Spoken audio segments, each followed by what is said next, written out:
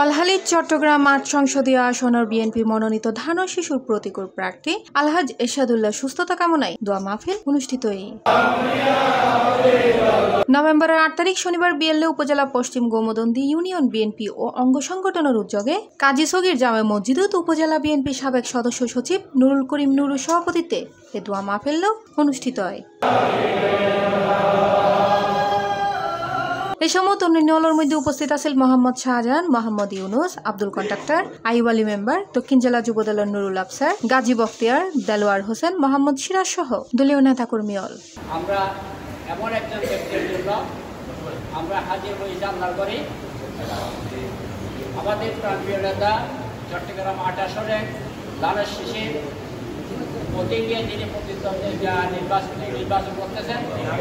দোয়া ও মুনাজাত পরিচালনা করে হাফেজ মোহাম্মদ আহসানুল্লাহ। সি+ টিভি, চট্টগ্রাম।